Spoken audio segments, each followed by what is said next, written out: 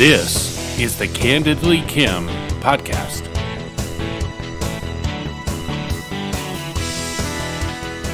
Welcome to the Candidly Kim podcast in 2021, and we're joined, of course, by our amazing producer, Doran Barton. Hi. You didn't work on that a whole lot over the holiday. No. Okay. It's 2021, Doran, and I'm excited for the new year. How about you after coming off of a really sleepy, kind of no eventful 2020? I'm cautiously optimistic. Are you really? Yeah. Can you help me get there? Yeah, that's what I said on, New Year's Day. Cautiously optimistic New Year. Not a happy New Year. I'm not too optimistic yet. They're definitely hopeful, but no, I don't lean into optimistic yet. I think I'm starting fairly cynical. Oh, okay. Maybe. Well, I didn't want to wish anybody that. Well, you might just be acknowledging that, though. Okay. Because it's probably cynical for a lot of people. So some changes for me, I'll tell you. I've already had a couple of trolley citizens remind me that I should shut up because I'm not in the legislature anymore. How about that? Are we done? Or we should just not do this anymore? Yeah, because citizens don't have voices. Only elected officials should be able to speak and express opinions. So now, since I'm just a citizen, I should shut up. Well, I guess the truth to that is you can't go up and take your spot at your old desk on the floor, but I don't think citizens are restricted from writing letters to the editor, having podcasts, putting signs in their yards, or posting on social media. So exactly. So I think the reason why, like a big reason why I enjoyed a lot of support from my constituents is that I don't view myself in a caste system of citizens and that I'm somehow on some different level or plane of existence because they elected me to office. I think that one of the things that I valued in my service in the legislature was I really was a representative of the people. So I went and spoke for us collectively. I represented the us, not, Well, right. You were a citizen activist before you were an elected official. Absolutely. And but now that you've been an elected official, you need to be quiet. I know where the dead bodies are, and so I know how some things work up there. Oh yeah, no. And if anything, we named this podcast Candidly Kim podcast. I think being a little less tethered gives me an opportunity, maybe even to be a little bit more candid. So, well, that's true. A little bit more unleashed, maybe. Who are we going to call a tyrant today? Oh my gosh. Okay. So let's start with some New Year's predictions. Let's go there first.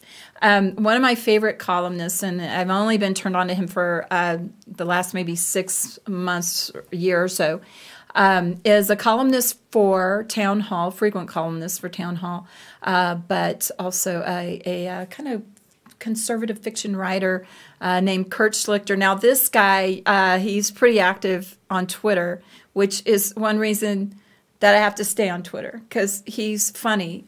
He just makes me laugh. But I'll warn you, he's very irreverent and unfiltered. So, and that's some of the things I love about him. So he makes, like a lot of writers out there and a lot of political commentators, gives his prediction, and he first bemoans that that's sort of the thing he's supposed to do is give his predictions. Anyway, he starts with, I predict pain. Pain. And then he lists his top 10 reasons for the pain. And, there are some of these I just hope he's wrong on, but he doesn't tend to be. But he predicts pain. He's probably right. Starting with next week. Next week could be a very, very painful week for us as we are in the middle of the process of what happens between a November 3rd election to then executing it and making it the thing, having a president declared. And there's a whole lot of space in between that as Americans, we are learning how many steps are actually in between. And I don't think a lot of us even knew about that before. I think November 3rd is an election, and we know who the president is. But did you know, all the steps with of course we knew the role of the electors, but now there's discussion. There was even a court case brought by Representative Gomer that even challenged the role of the vice president in certifying the election, and then what the members of the House and the Senate can do when it comes to certifying, accepting, counting the Electoral College votes. And there's going to be a challenge. So we know that. So we know that a number of members of the House of Representatives are lining up to challenge the electoral votes from up to 7 states, 5 to 7 states. And so the question is the Senate going to go the same way? You do need to have a senator and a rep to be able to challenge the state's votes. And so Senator Hawley stepped out first and said, I'm in. I cannot, I know too much. I cannot accept the votes coming from some of these states. Is he the only one? He was the only one as of yesterday, but now Twitter is lighting up with that there are now 11 to 16 new senators who are in discussions about coming on to this plan.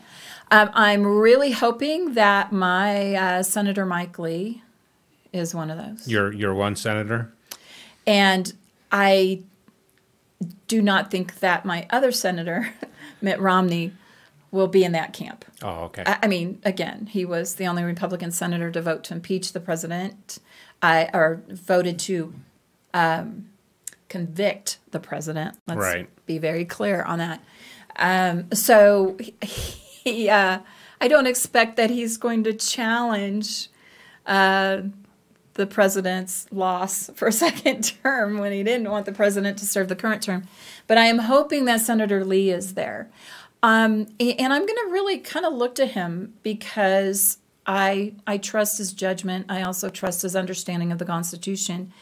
I also trust that he will make a good analysis of all the facts before him. So, but I've seen some of the facts, and I've actually, as we reported in a previous podcast, actually participated in we've come to call it the fraud squad in Nevada, where I knocked doors for a couple of days, and every single voter was fraudulent. Everyone. So every door that I found a person behind it was a fraudulent vote. So I've seen it myself. I dabble in data harmonization. So all of a sudden, we have a whole lot of math nerds. Is that PC? Math nerds. Math nerds. Since when are we PC?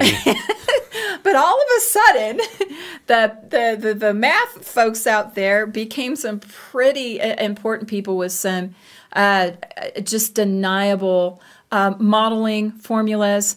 And so I dabble in that world. I'm not one of those. I'm a data harmonizer, so I pull data together and help it make pictures of what's going on with the math. I don't actually do the math, but I understand the role of math in this modeling.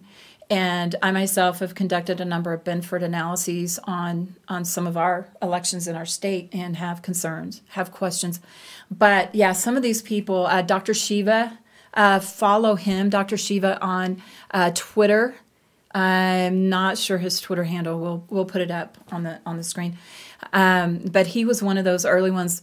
For MIT, got some colleagues together, and they started looking at the math behind these votes, and it's just simply not mathematically possible for some of the things to have happened in many of these states, Georgia, Pennsylvania.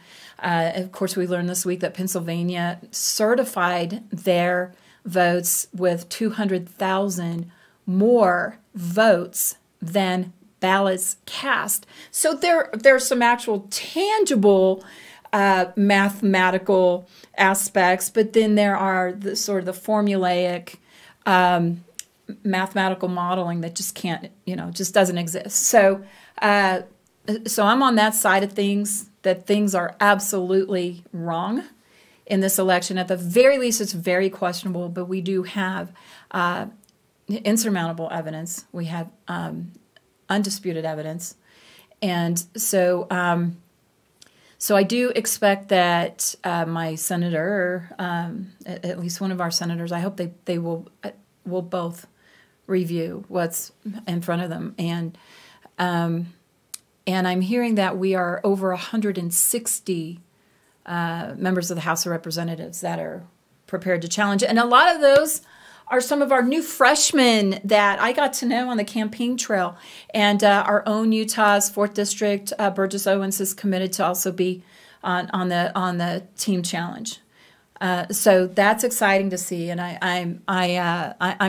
I'm excited to see some of the people that I did get to know along the campaign trail that are going to be freshmen going in and ready to take on the biggest, probably the biggest decision that they'll ever make is going to be that first one. Okay, so let's go back to this prediction of pain. Okay.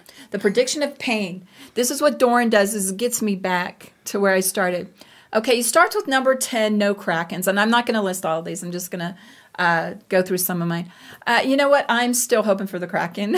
I am still hoping that that we know that there is evidence. We know that it is stark. It is alarming. So question now is it enough? Is it in time? And then will the people considering the evidence, frankly, my opinion is, will they have courage to do the right thing?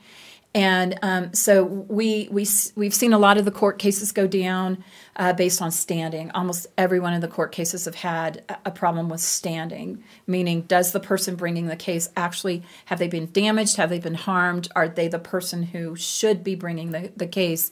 Right, and that's an important distinction, because a lot of my left-leaning friends online will just say, the courts refuse to hear the cases. They don't think there's any merit. Yeah. But it really is about standing. It's all technicalities. It is about standing. And, that's a very personal thing to me. In my life, I was involved in a personal lawsuit where the facts of the case were absolutely overwhelming. I mean, beyond a shadow of any doubt, the bad people would be exposed as the bad people who did bad things. But the case was basically dismissed on standing. I just didn't have standing. So that is an important aspect of this. So there's still some cases out there, and even when all that is said and done, there are legislators that still have a role in some of the challenges before them.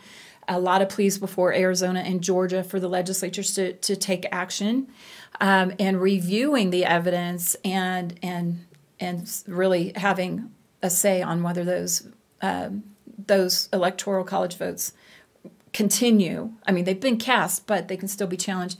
And then the members of Congress then get to review these. So there's still different things, and so I'm still hopeful that yes, it's enough, and yes, it's in time, and yes, there will be people with courage that will consider this. But Kurt says, no, Kraken, sorry.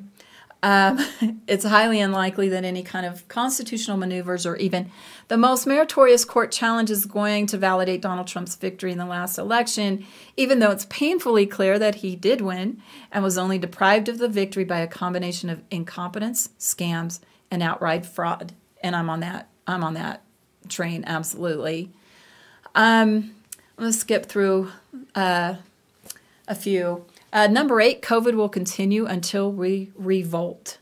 And now we have a special guest on in a few minutes that we're going to go into a little bit more depth on that whole notion of how COVID and the government's response and the citizens' reactions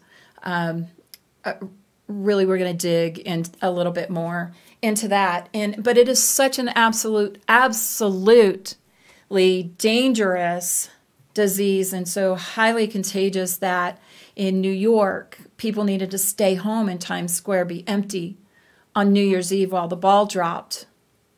But the mayor could dance on the stage with his wife on New Year's Eve while everybody else had to stay home. So don't know how many more examples we're going to see of rules for thee and not for me in this whole thing. Yeah, why couldn't they just wear like 3 or 4 masks and, go to Times Square? Yeah, well, so we have policymakers that absolutely defy their own orders. In some of these areas, not just recommendations, they're orders, they're laws, and but not for them. So they can go eat out at the nice restaurants they want to go eat out at. They can go hop on a plane and go visit their elderly parents because nobody else has elderly parents with health concerns and mental health concerns. Nobody else does, just them. He's predicting another SCOTUS nomination, and thankfully, he's not predicting a nomination that stacks the court because, holy moly, that would be something. Okay, number 5. I like this one. Woke won't work. Slowly but surely, I think people are getting tired of woke. None of us signed up to be ruled by a bunch of lachrymose sophomores who burst into tears because we insist that they use the right toilet. Even liberals are getting sick of constantly having to navigate the minefield of microaggressions. It's tiresome to always be worried that someone is going to freak out by your perfectly reasonable behavior. Look for a major star of some sort who is too big to cancel to simply refuse to play along anymore, and that may open the door to others. Social justice warrior emperor truly has no clothes. And the second someone points out and laughs at his or her shriveled junk, the entire country will join in the well-deserved mockery. So I like that one.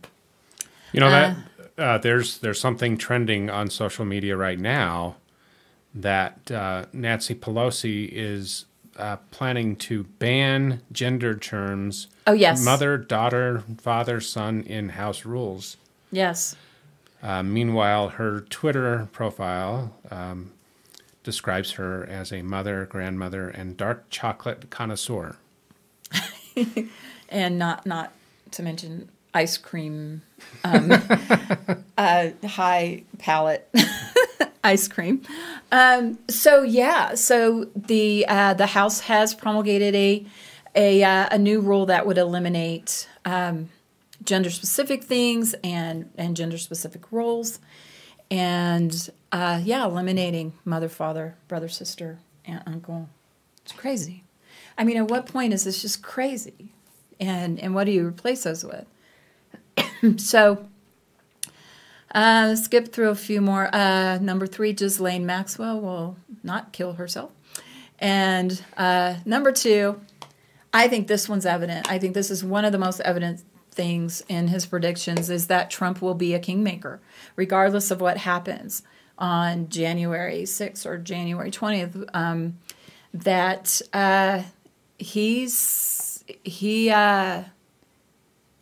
He's got incredible influence. And so I want to just kind of just take the second to, and we'll talk about this with our guest too, is have you left mainstream media completely? Oh, Doran? yeah, totally. Okay, so we're gone. And we even left Fox News. So, I mean, I like to tune into Tucker. Sometimes there are a couple of specific shows I like to watch, but mainly we found Pluto TV channel, which has, they are the alternatives to the mainstream media. So that's where you get Newsmax, you get Steve Bannon. So if you're not following Steve Bannon on Twitter and on his podcast, The War Room Pandemic, boy, that's where you're going to get the news. Who else? One America News Network. The Blaze Network is there. So we've left the cable news world altogether, and this is where you're going to get your news. And I've also noticed in the last probably 2 weeks is there's even more infusion to Twitter among the conservatives. So we saw a little bit of a jump to Parler, but in the last week, really over the holidays, there's a gathering. And it is a mass gathering. And I think it's just happening faster and bigger than Twitter can cancel. But we've... So you're saying that conservatives are gathering on Twitter? Conservatives are finding each other. So I mean, it's like the gathering of Israel is the gathering of conservatives on Twitter, that like they're back in full force. And Twitter accounts are encouraging other people to drop your handle so we can follow you. And so there is something of a gathering that I don't know of a different way to describe it, but I have now found my favorites on Twitter that are just go-tos for the real news, and the real information that's happening around everything from the election to COVID to freedom and liberty. So it's really, I haven't seen anything like it. So I've been a little bit holiday lazy obsessed with Twitter and following a bunch of what's going on. And President Trump has an incredible influence and the followers. And so while Trump is kind of the banner, is kind of the face, I think we all realize it's more than the man. It's why did we like Trump?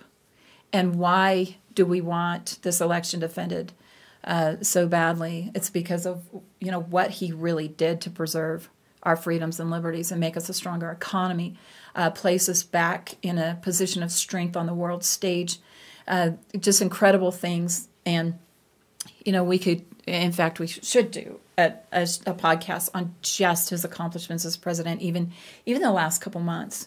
And and what I loved was most recently, even closing out the year, that he said no to the crazy out of control spending that we've had, and to once again say America first, Americans first.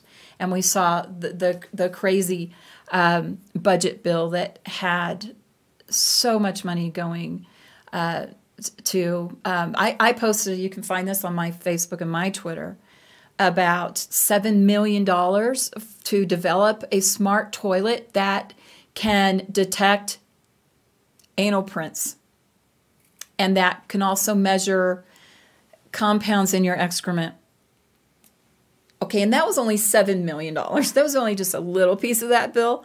But I mean, it's the shrimp on treadmills every year that we get. That's just so out of control. I think my favorite meme the last couple of weeks has been the one that said, "Is there another country in the world that taxes its citizens to give money to America?" I haven't seen that one, but exactly. So here we are, the president in his last days, pointing out these absurdities and saying, no, America should come first once again. So Schlichter and his number two, Donald Trump will be a kingmaker, and whether that means he runs in 2024 or not, I think a lot of people are going to rally around, if not Trump the man, Trump the essence, Trump the meaning, Trump the what he's done for us. Trump, yeah, and you talk about knows us. You talk about all the accomplishments that the administration has made during the last 4 years, but I just think the one big accomplishment, which really wasn't policy or legislation, it was just exposing the corruption, not just in the Democrat Party, but just in the also, D.C. machine. Right. So the deep state, the swamp. And one thing we love about him was he campaigned on draining the swamp, and he started that day one, and he continued that to the last, draining the swamp. And that has been such an incredible threat to the establishment, threat to the way things have just always been done. Foreign policy as well, foreign aid. I think that's what we really saw in this budget bill, is how far people are willing to go to protect that foreign aid. And as you know, a lot of important, prominent people are being accused of, that is, foreign aid is the way that money comes back to people like Joe Biden, things like that. So Trump is going to have a tremendous influence on, and maybe even martyr status, if he if Joe Biden is sworn in as president. And but on that note, all the more important for our states to be strong. And as I leave the legislature, I am just hoping and praying that the legislature recognizes that federalism may be more important than ever, and that they have to find the courage that sometimes they haven't always needed to have, and in this last year, collectively have not had, and individually many have not had, and our leadership has not chosen to rally strength around the legislature. So I'm hoping as I leave, because goodness knows if I was still there, I would be fighting and kicking and screaming every bit of the way to make sure that we maintain our strength as a state and push back where we need to. The things that President or elect Biden, if I don't even want to call him that still, but the thing that Joe Biden has promised is that he would start day one rolling back some of the fundamental protections that Trump restored. And so the state's just going to have to be very strong. And I may be leaving the legislature, but I won't be leaving it alone. And so number one of Schlichter's is Grandpa Badfinger will not be president next New Year's Eve. So that's an interesting thing. Anyway, I love this part. He says, dishonorable mentions include my prediction of the epic suck-uppening to China and to Iran and to every other American-hating nest of scumbags around the globe, as well as our government once again listening to creepy Swedish urchins about the climate hoax and its inevitable focus on trying to silence and disenfranchise us. But here's one more prediction. We will win. Maybe not in 2021, but mark my words, the side of freedom and justice cannot lose. Victory is coming. And he says, we can hold him to it. So I'm going to reach out to Kurt and see if he would ever come on our little Utah podcast here. But he's one of my favorite witty guys, author of a number of fiction books that have conservative themes. And so we'll list some of that up for you, put some of those on the screen and how you can find those. I haven't read one, but now that I'm familiar with his work and his words that are just amazing, he's on my book list now. Okay. All right, so we have a very special guest with us tonight. This is actually the Salt Lake Tribune's 2020 Person of the Year. Among dozens of nominees, this nominee ended up with, I think more than double the votes of the next highest vote getter. And don't know if you've ever heard of this guy. His name is, welcome him on right now, Eric Moutsos. I'm wearing when you're Person of the Year, you have to kind of go incognito into places. Yeah, are you getting just swarmed for your autograph?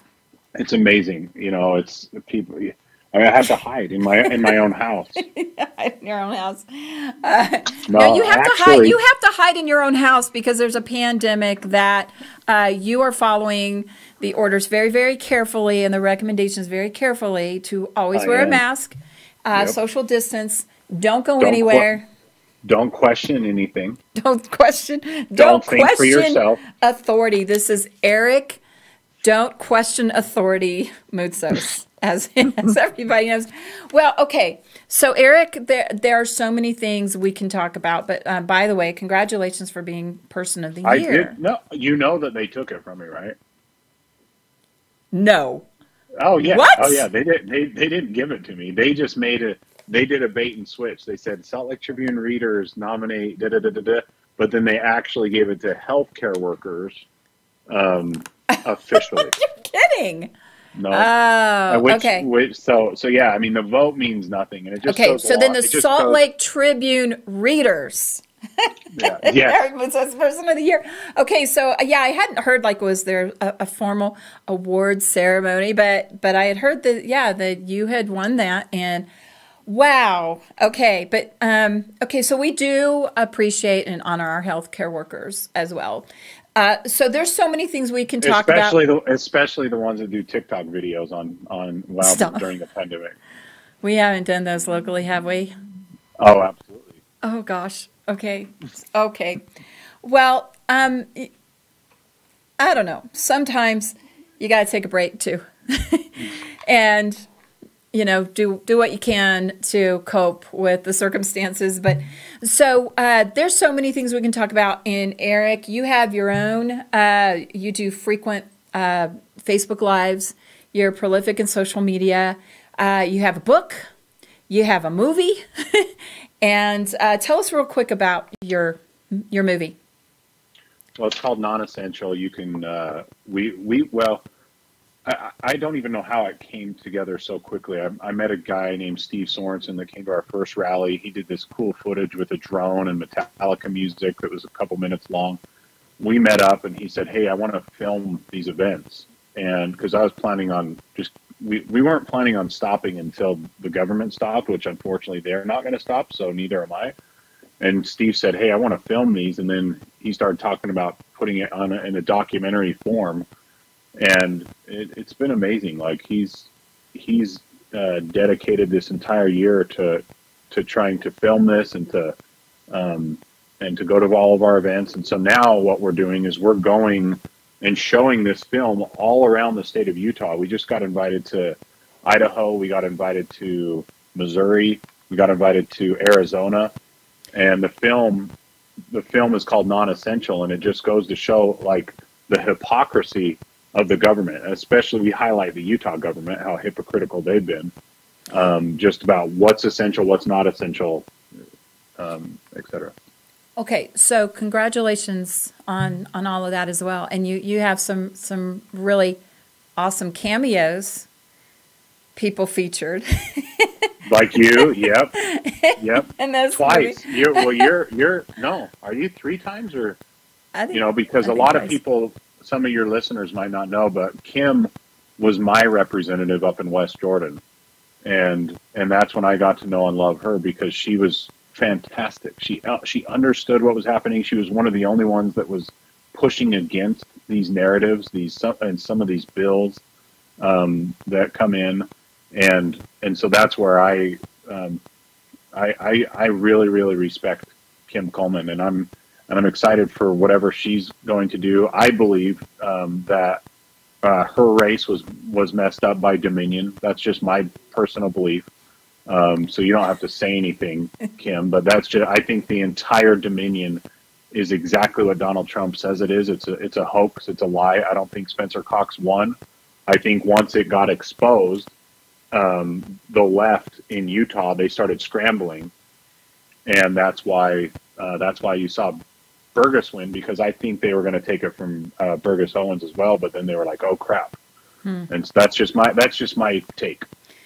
Well, there's so much of this we may never know, but definitely on the main stage right now is the presidential election, and was that race stolen?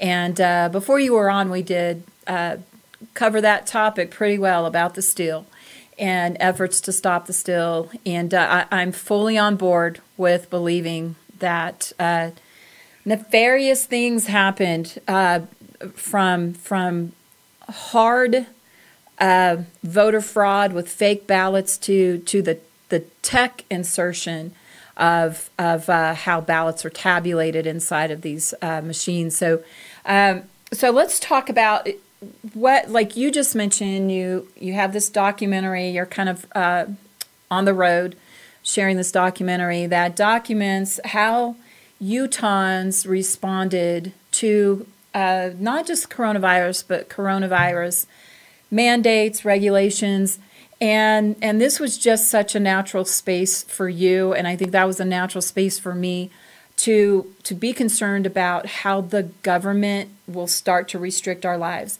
And of course, I ran for Congress in the last 2 years, and that was a common theme for my campaign, is to make sure we have separation of powers, that government can exercise, one branch of government can exercise a check on the other, and that's how we, the people, stay really in the power seats, and that the government stays a government of the people, for the people, by the people, is when we can exercise those checks. And then coronavirus happens, and then we saw how quickly that was thrown to the wind. And we saw our governor take over legislative authority. We saw the legislature go to their knees on it. And a number of us in the legislature, as much as we pushed to, no, governor, stop. You have 30 days. You're done. The governor said, oh, yeah, whatever. And the legislature said, okay. Like, That's are right. you kidding? Well, it's because, you know this better than anyone, but most politicians, I would say 90% plus, the reason why they're in it to begin with is for them. The sole thing that they care about is their career and how they're going to get elected again, because they're not in it for the people. They don't care. So I'm going to defend colleagues that I've spent last 6 years with. I would say some of them. That's true for some of them. And I think you almost know them instantly. Okay. Where are they? So here's what I want to talk with you about, because people know what you have to say, and people know what I have to say on mask mandates, government regulations. So I want to drill down on the very thing you just said. Where are they? And so there's an article that is really, really good. Now, if I am citing an article, it means it's really good, because I can't tell you. People send me stuff all day, all the time. I read through so much. But if I've screened this out and this is good, it's good. So this is found at fee.org, FEE.org. I've posted it on my social media as well. And this article is, the title is Why Most Fell for the Lockdowns While a Few Stood for Liberty. And this just came out on New Year's Eve and written by Dan Sanchez. There are such amazing nuggets in this. It's sort of an anthropological, sociological, psychological examination of really that question. Why did so many fall for the regulations while a few stood for freedom? And so, Eric, I don't know how great you are as a person, but I will tell you that you are a symbol of a lot of things. So you are awesome in and of yourself, but you have come to be a symbol for many people, and I think this is why you had the nomination and the votes of the Salt Lake Tribune readers. Plus, now you made me have to go read the Salt Lake Tribune to vote for you. Your reach is tremendous. Your influence is tremendous. But you know, like a lot of people, it's more than just you. You've really just become symbolic of some things that we care about, and that you carry the message. And it's really never truly been about a mask. It's never truly been about a vaccine or social distancing. It's just so much bigger than that. But sometimes the mask argument, the mask debate is really sort of the tangible thing that we can wrap our brains around and discuss, but it's so much more than that. And so I'm going to ask you to go and read this article. There's just so many truisms in it. I just shared it on the Utah Business Revival from your page. Perfect. And then when you said I think the reason why people are starting to come to our events and all these things, it has nothing to do with any individual. It has everything to do with the principles that we're talking about. Because when you stand on correct principles, that's what matters. It's that I believe when we move past this life and into the next one, the question is going to be, okay, did you stop it? It's not going to be, did you stop it? The question is going to be, what did you stand for? Because that's my take. And so following your heart is number one. So when you get ideas and okay, what can I do? What can I do? And when you have these ideas that are very scary sometimes, especially when you're speaking out against the narrative, that's what you have to do, in my opinion. You have to just follow your conscience and do it, and then let the consequences follow. Okay, so then why did this stuff happen? Because we're talking about good people. And Eric, we're talking about good people that care about freedom and liberty too, right? We have parents that care about their kids and the atrocities of the policies that have happened around our children. But so I'm gonna just read a couple parts in this.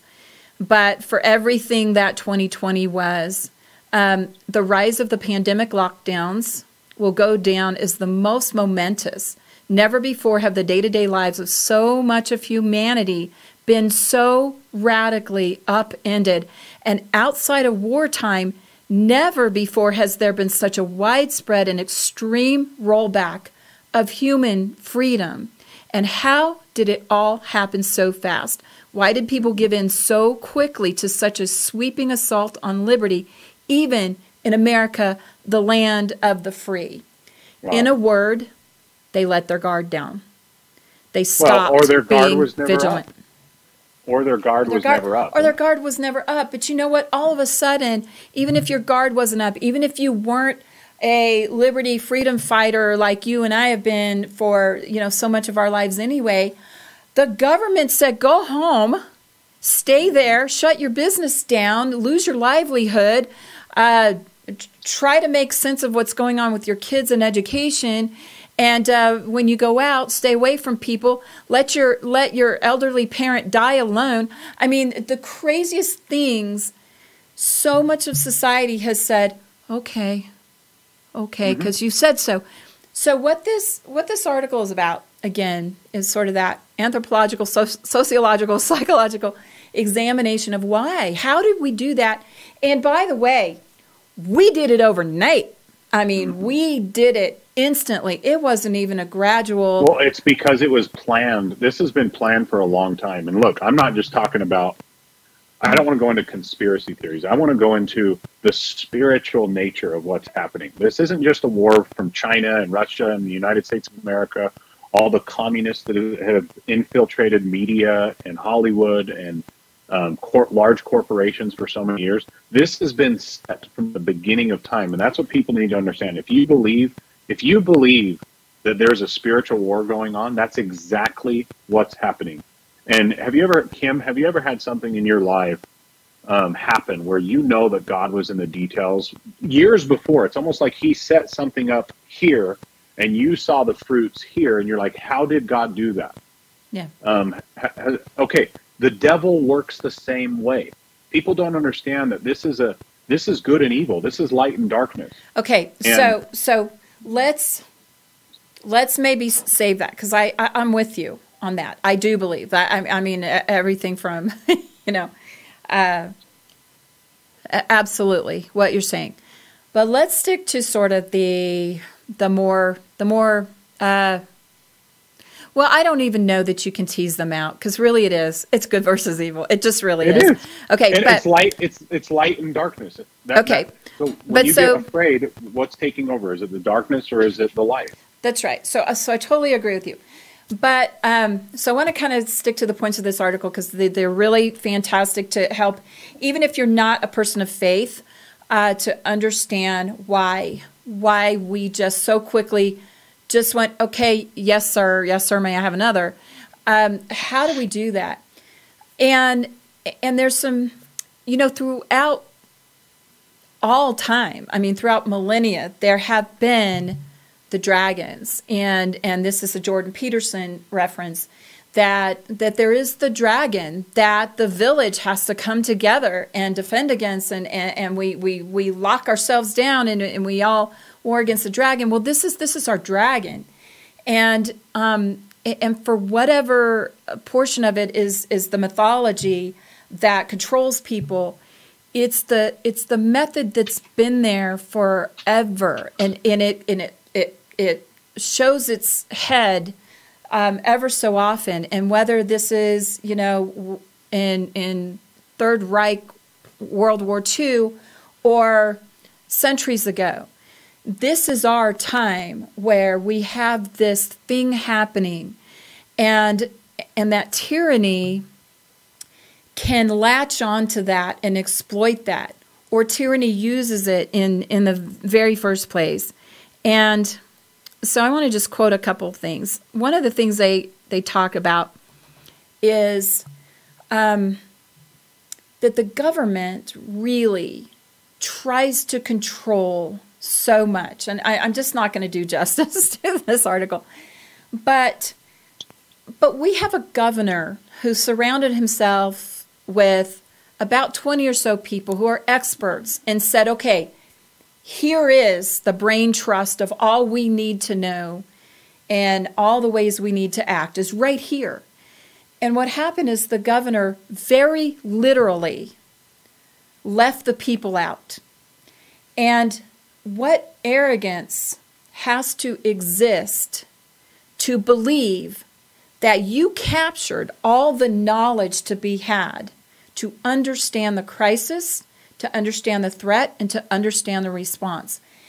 And so as conservatives, we frequently reject a lot of centralization. We like government closer to the people.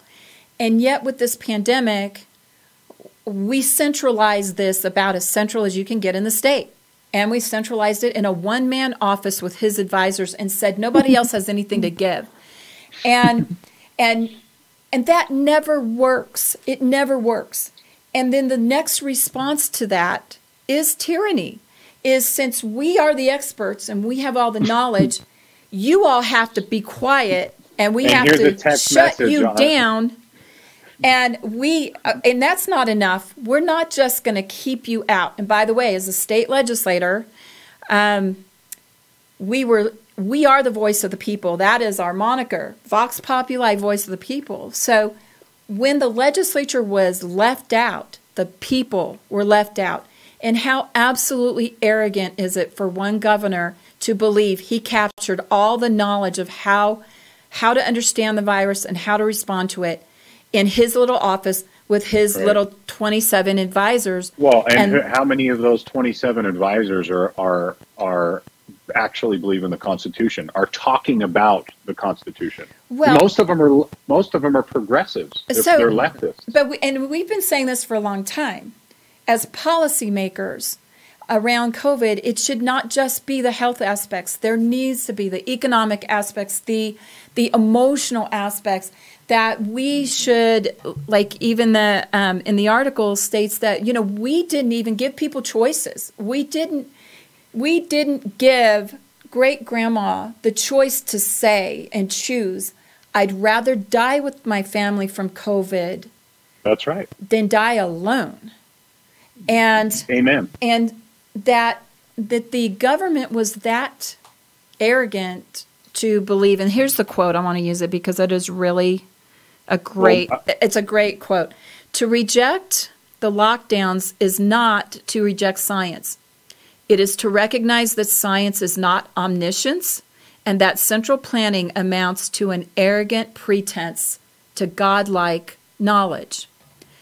We have 3 million people in this state, and a lot of people know a lot of stuff, but not only were they left outside of the 27 experts, they were vilified, like you, mocked, marginalized, social media shut down, canceled. So, well, and I would even look at this: to reject the lockdowns is not to reject science. Who's making up science? In March, Dr. Fauci said that masks don't, in fact, work. In fact, he said they make it worse. You're touching your mask. You're not breathing properly. You're not breathing in air. So I would say, in my opinion, to reject the lockdowns is to. It's not the science has nothing to do with the science. We're making it worse by doing what we're doing. Our bodies were intended; they were created with an immune system to fight off viruses, even if it's a man-made virus in a lab. Our bodies were meant to fight those off at 99.9%. I mean, could you imagine if we had a virus at 99.7%? What kind of tyranny would come into play? Okay, so Eric, you want to throw a whole bunch of numbers and data at me, okay? And there are people who can throw a lot of numbers and data back at you. Mm-hmm. And we definitely have disputing camps on the science. What this article emphasizes is everybody should be in the debate, really. Mm-hmm. And that it shouldn't be the centralized sort of, top down. I think one thing Trump did really well was he said, I'm going to exercise my muscle and my influence to get vaccines done. But hey, states, you can way better handle what needs to happen from there than the federal government. But then when we got to the state, we said, okay, no, we're going to have a 27-person smoking room, and we're going to decide everything and leave the collective knowledge of the state. And so I'm getting a little bit theoretical on you, Eric, and less actual, debate on some of the science. I want to just talk about what then happens. And if I can keep my phone open long enough. Okay. Well, and I was going to say really quick, I was going to say this really fast, Kim. Even if masks did work, which I don't believe they do, even if social distancing did work, even if the vaccines did work, that the government has no place to do what they're doing. It's kind of like saying, well, if you go with the beginning of time, the beginning of time was, hey, there were two different plans, and to me, I know I get into this stuff, I'm trying not to get off topic too much, but what was it that Satan wanted? Okay. He's going to force everyone to heaven. So my point that I'm trying to make is this, okay, is that even if they did work, the government has no place to force somebody against their will. Okay, so right there, you stated kind of some generally conservative principles. Not a proper role of government. Government's not the right place to do this. But even underpinning that is why. Why do conservatives take a position of government shouldn't do that? Well, there are reasons. And so I'm going to read another line from this article. There is a common false assumption that government is humanity's only source of agency and that the only form of planning is central planning. And so we understand as conservatives that we don't like the central planning. We like the government closest to the people. But why? Why do we say that? Well, because anecdotally, they're just not that good at it, and government closest to the people. But it's even just more than that. That the article points out, there is just inherent in humanity collective knowledge and individual knowledge, and we have it all through our communities. And I'll give you an example. There's a lady named Danielle Barani. You might want to follow her on social media too. She has been advocating for people with Down syndrome being at the top of the list of vaccinations. She's raising a daughter who has Down syndrome, but she could not find the list. She couldn't find how to get on it. But shockingly, she found out that even advocates for people with disabilities and education and in health, nobody knew. They didn't even know that people with Down syndrome have a 10 times higher rate of dying from COVID. I mean, she lives every day in absolute fear of her daughter getting the disease. I don't. My kids don't have, most of my kids, I have one that I have some concern about, but most of my kids, I'm not living day to day afraid that this thing is going to come into my home and a kid is going to die. She does. But here is this lady who early on went to the governor's office and said, let me help. I'm a 9/11 first responder. I have knowledge, I have information, I have capacity, I have qualifications, I have abilities, let me help. And she was shooed off.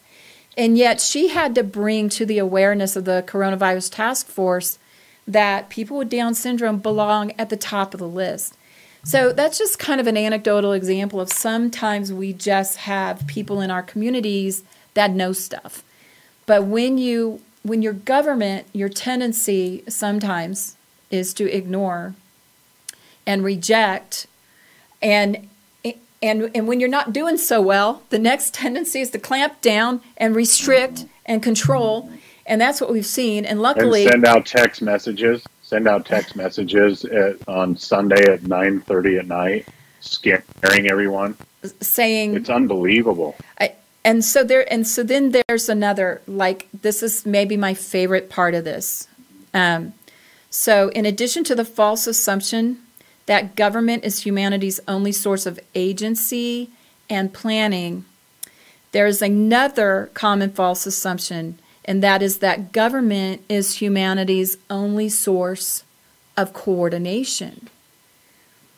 We are people. We are amazingly equipped to work together.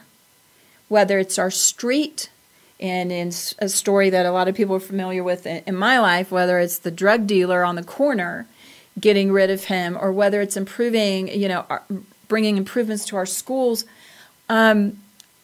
whatever it is, we are amazing.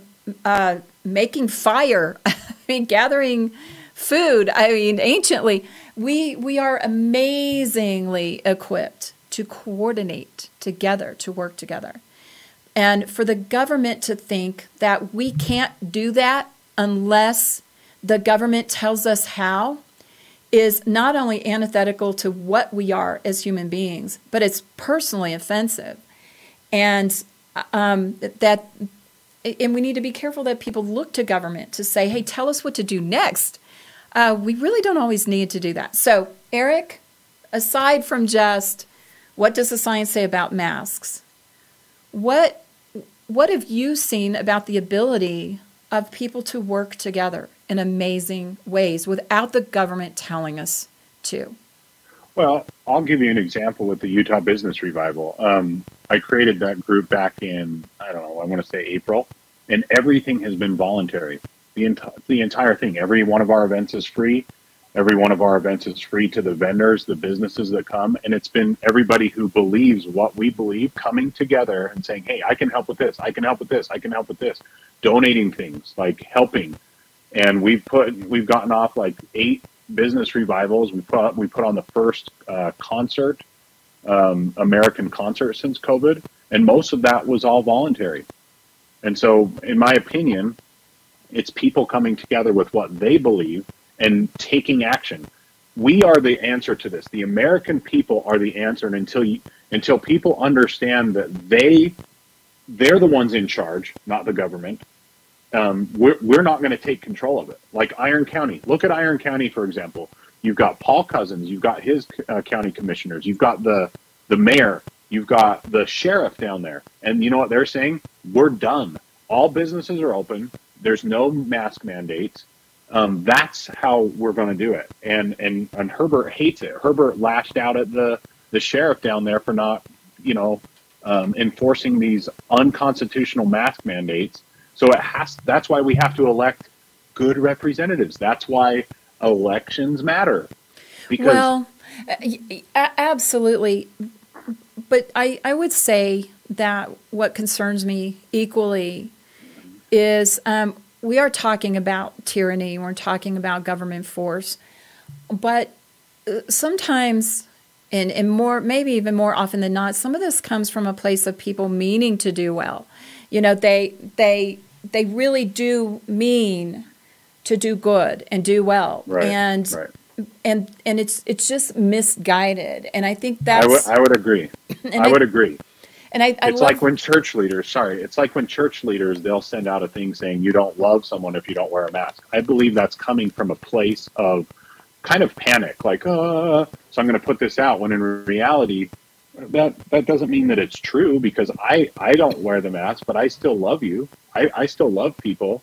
Do you know what I'm saying? So I think you're right. But that's usually how control and tyranny happens, all in the name of health and safety, when in reality they don't understand their role.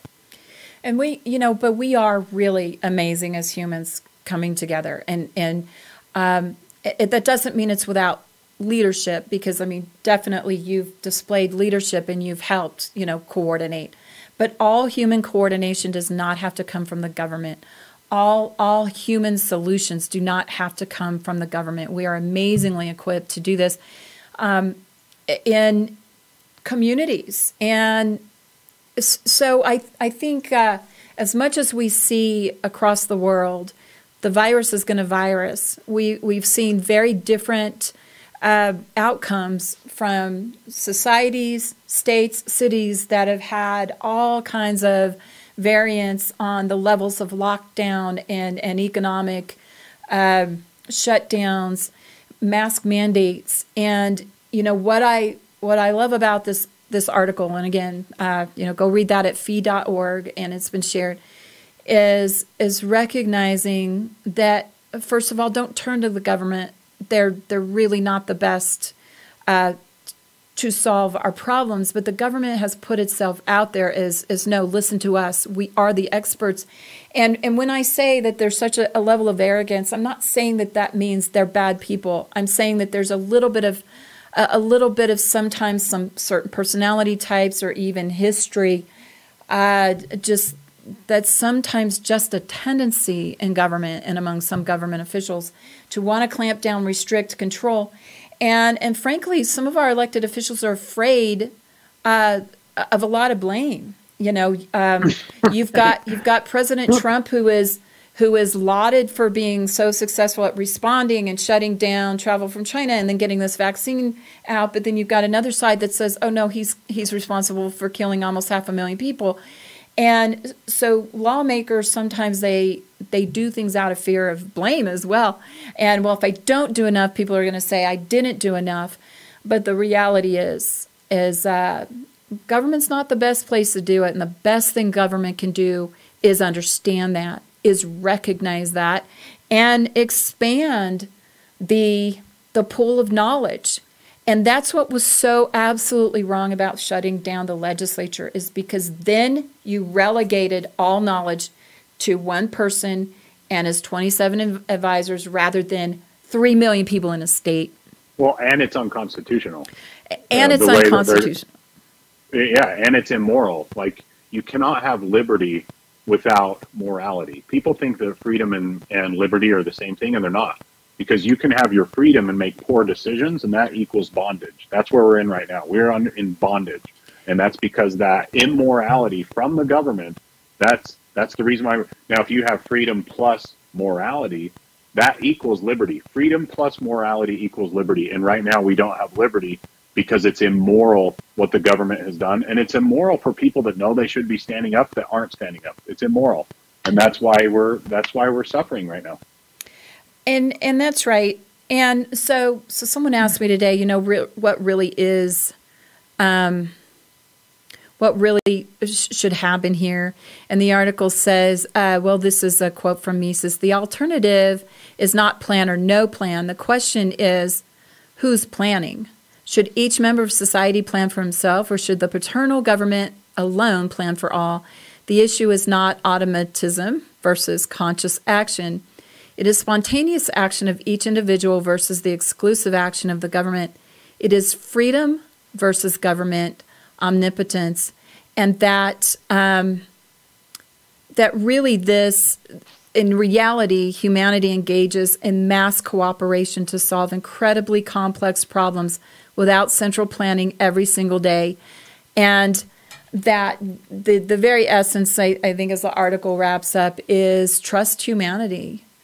We've got lots of humanity in history to say not to trust humanity, but really we have the incredible capacity as humans to, in a free society, and trusting each other to do better than the omniscient, all-knowing, all-powerful government. And I think ultimately, Eric, that's been your mission, is not, it's really not just about a mask. Nothing. It doesn't have it. Look, if it has nothing, it's about our freedom, and it's about like what should have happened back in March. I mean, I just commented on Debbie Dujanovic's thing about these numbers, right?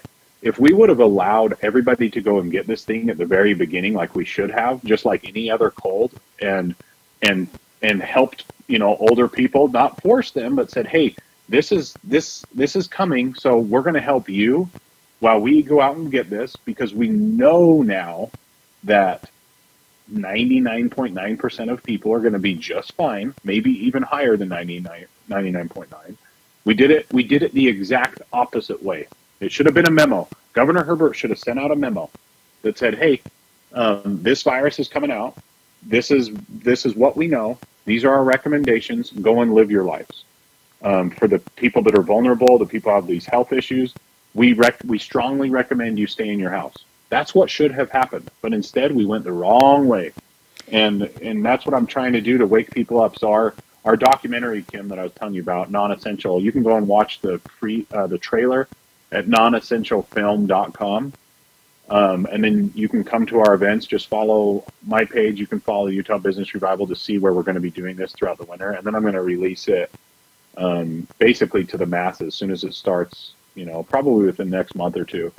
Anyway, I just wanted to put that out there because no, thank you. we need to wake people up, and we need to be a whole nother voice. I understand that people call us like this fringe radical group that want to gather and hang out with our family and hug each other. I mean, we're the radicals now, but there's a lot of people that believe the way that we believe, and so we have to come together in our specific group. Okay, so I have a request from Danielle, who is trying to advocate for people with Down syndrome who really do have an far exponentially greater risk of dying if they get COVID. She was absolutely livid at seeing that IHC offered 15,000 doses to all of their employees because they had extra. And she said, seriously? I'm waiting. We're waiting. We've been in a house for 10 months. And we're hanging on every day to find out when we get our vaccine. So Danielle said, ask Eric, would he advocate for my daughter to get the vaccine and get on the list because you have influence. She said, would he use his influence to advocate that my daughter, who's most likely to die from this, can get on a list and get her vaccine? This is the first, number one, this is the first that I've heard about it, okay? The very first I've heard about Down syndrome 10 times more. Yep. How many vaccines have worked for a cold strand? That's what I want to know. Because everything that I'm reading is that a vaccine doesn't even stop a cold. It can't. Okay. So number one, does a vaccine even work? So I want to look at all those. So you can give her my number and we'll talk about it. Okay. Because that's not what I'm asking. That we have put a lot of money as a country into getting a vaccine, and we've said we're going to put high-risk people first. But IHC gave it to their accountants before they gave it to her daughter. Would you advocate for her? Yeah. IHC is corrupt. When we see the dust settled and we see how corrupt this has been with IHC and Herbert and the state of Utah, I'm telling you, if I was a sheriff somewhere, I would arrest these people. I would arrest them. And so, yes, tell your friend, I want to see all the data. I want to look at it. I want to see who's pushing what. But I will send you the data. Kim, good data that people with Down syndrome have a 10 times greater chance of dying. That may be true. Would you advocate for her that she can get the vaccine, should get the vaccine before an accountant at IHC who never sees people? Look, if it was true, absolutely. Okay, absolutely. That's it. That's what I want. Okay, I'm going to leave. I'm going to give you the last word after this quote from the article. We know this. The price of liberty is eternal vigilance, and vigilance against tyranny requires a faith in free people informed by economic understanding. I love it. That's the final word in this article. That go read it. It's really worth your 9 minutes. Eric, what would you like to finish with? Well, for me, it would take about 18 minutes to read an article just because my ADD is so bad.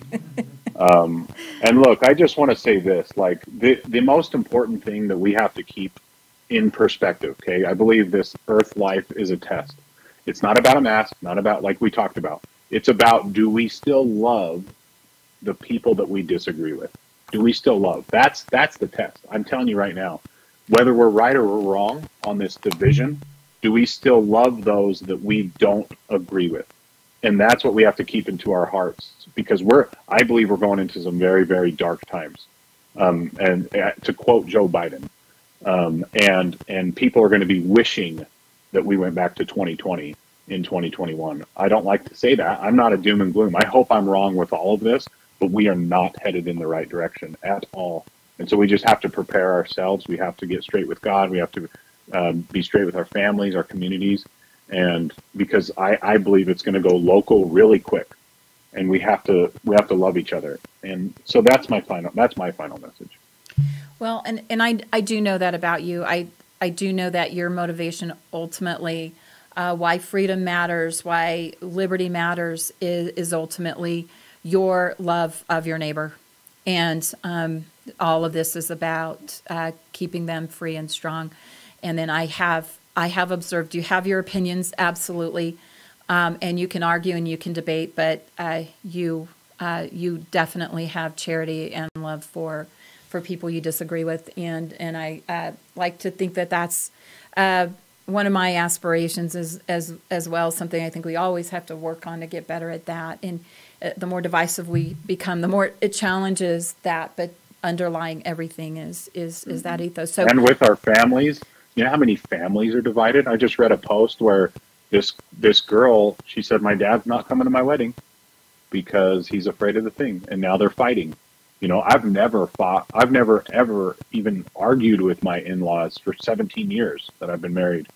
And now there's this huge division because, you know, I'm a bad person because I don't want to wear a mask. And it's like, my goodness. Well, I think the heart of evil is also dividing families too. So that's another topic. But anyway, hey, have a happy new year. Do you have a resolution you want to share? Oh, I want to get back down to like 10% body fat. You know, I'm like at 15 or 16 now, so I've got to get with the program. All right. Well, you have a sister out there that caught my attention, Casey Mutzos Pace. I got to figure out what she's doing. Yeah, she's the mini beast. Yeah, our family, we're kind of crazy. We I don't know, we're kind of all the same. It's weird. Well, she's amazing. So that's my goal for 2020 is to have Casey kick my butt, get in shape. Anyway, thanks so much, Eric, for your time. Thanks for being with us. Yeah, Kim, thank you. I wish that more people were like you in positions that you have, and I'm behind you 100%. Thank you. All righty. Well, thank you so much for joining us on Candidly Kim podcast. You can find us on Podbean, YouTube, where else? I forget them all. iTunes, Rumble. We're on Rumble. And wherever you can find great podcasts and conservative podcasts, a plug for a couple of my favorites right now, the Steve Bannon War Room Pandemic, and a few more to come that we'll highlight. So thanks for joining us, and have a happy new year.